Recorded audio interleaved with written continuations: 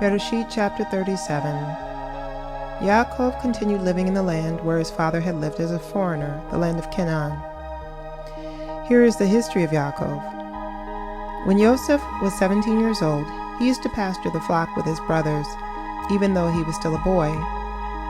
Once, when he was with the sons of Bilhah and the sons of Zilpah, his father's wives, he brought a bad report about them to their father. Now Israel loved Joseph the most of all his children, because he was the son of his old age, and he made him a long-sleeved robe.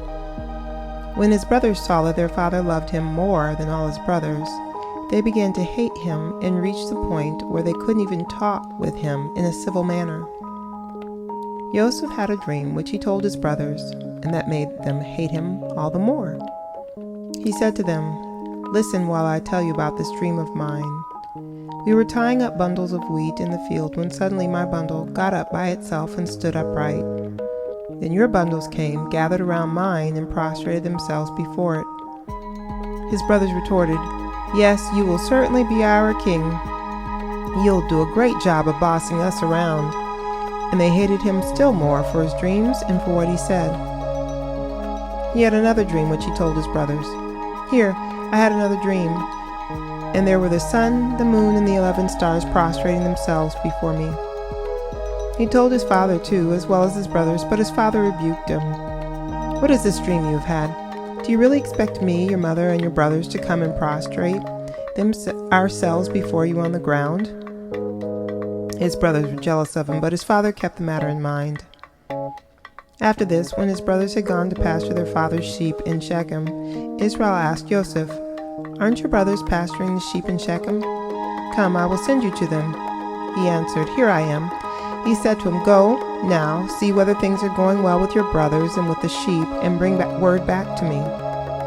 So he sent him away from the Hebron valley, and he went to Shechem, where a man found him wandering around the countryside. The man asked him, "Well, what are you looking for?" "I'm looking for my brothers," he answered. "Tell me, please, where are they pasturing the sheep?" The man said, "They've left here because I heard them say, 'Let's go to Dothan.'" Joseph went after his brothers and found them in Dothan. They spotted him in the distance, and before he had arrived where they were, they had already plotted to kill him. They said to each other, "Look, this dreamer is coming, so come now, let's kill him and throw him into one of these water cisterns here. Then we'll say some wild animal devoured him. We'll see then what becomes of his dreams." But when Reuben heard this, he saved him from being destroyed by them. He said, "We shouldn't take his life. Don't shed blood." Reuben added, "Throw him into this cistern here in the wilds, but don't lay hands on him yourselves." He intended to rescue him from them later and restore him to his father. So it was that when Joseph arrived to be with his brothers, they stripped off his robe, the long-sleeved robe he was wearing, and took him and threw him into the cistern. The cistern was empty, without any water in it. Then they sat down to eat their meal. But as they looked up, they saw in front of them a caravan of Ishmaelim coming from Gilead, and their camels loaded with aromatic gum, healing resin, and opium, on their way down to Egypt. Yehudah said to his brothers, "What advantage is it to us if we kill our brother and cover up his blood?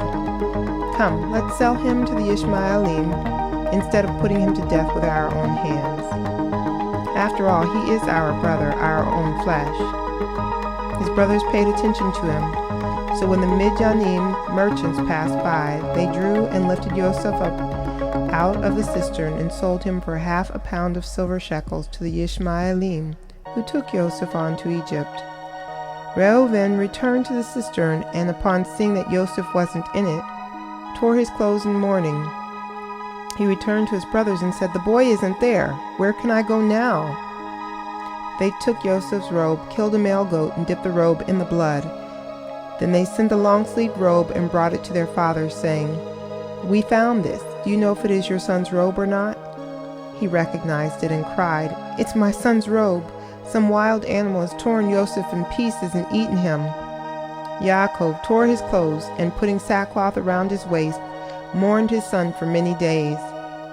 Though all his sons and daughters tried to comfort him, he refused all consolation, saying, "No, I will go down to the grave to my son mourning." And his father wept for him.